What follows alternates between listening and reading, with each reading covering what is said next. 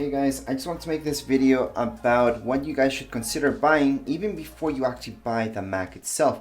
Whether you guys are planning on buying a MacBook Air or MacBook Pro, you will notice that these Macs only come with this on the side. This is USB-C.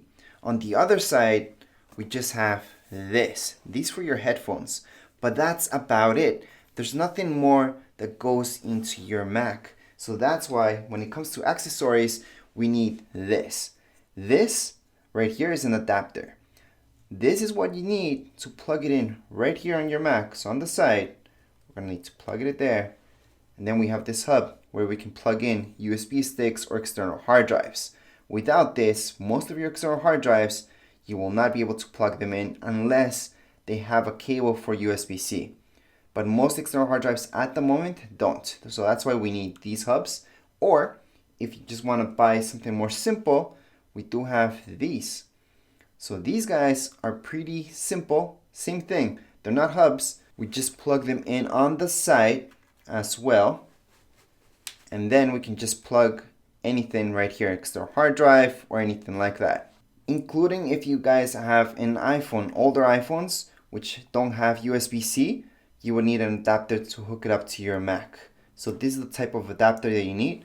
It's just a regular USB-C to USB adapter, okay? So that's how they look like. They're really cheap. They're about $3 to $6, these little guys. And this one here is a little bit more expensive. This one's about 10 bucks or so. But it's definitely worth it to get one of these instead of the little guys, just because, like I mentioned, we only have 2 spaces, right? And if you're thinking about charging up your Mac and having other stuff hooked up to it at the same time, well, guess what? In order to charge up your Mac, you're gonna need to plug it in right here to one of the sides, your charger. So that's one off, and you're only gonna have one left in order to plug anything in. And that's when this comes in. So really, you're only gonna have one space left over, because over here, you're gonna charge your computer. I'm gonna show you something else. This is if you guys would like to plug in your Mac to any monitor. You would need something like this. Now, the same thing goes if you guys have an iMac, for example. New iMacs also have USB-C, so you could plug this in USB-C, and then this is to HDMI. So HDMI cable will go directly to your monitor. So this is the type of thing that you would need for that. These are just different adapters. This one's also pretty cheap. This one's about 5 bucks or so.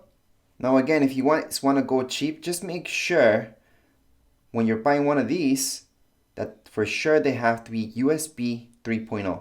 Don't buy the older versions that have 2.0. That's way too old. There's a lot of stuff that requires 3.0 nowadays. So don't buy the cheap stuff, buy one of these. Also would like to mention, before you buy a Mac, whether it's a MacBook Pro or a MacBook Air, any of the new ones, you always have that USB-C.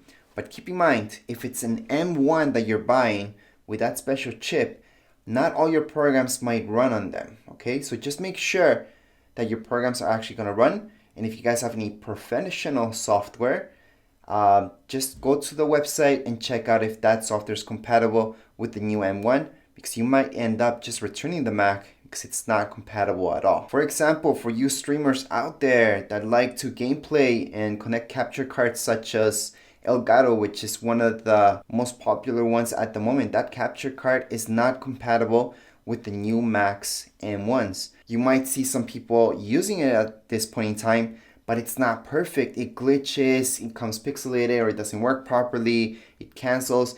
It's just not there. And even on their website does state that it's not fully compatible yet. So although it's been a few months, they still have not made all the software compatible with M1s. And that's the fault of actually the software developer, not really Mac. So just keep that in mind before you go out and buy a new M1 Mac. Also, if this is your first Mac, keep in mind I do have a video showing you guys the manual for actual Mac, so you guys know how to handle it, because it is way different than Windows. And there's a bunch of programs that are also still not compatible with Macs, and they're only compatible with Windows as well. Although yes, we can install Windows on a Mac.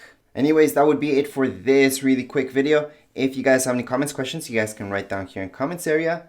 Don't forget to subscribe and rate. Thank you.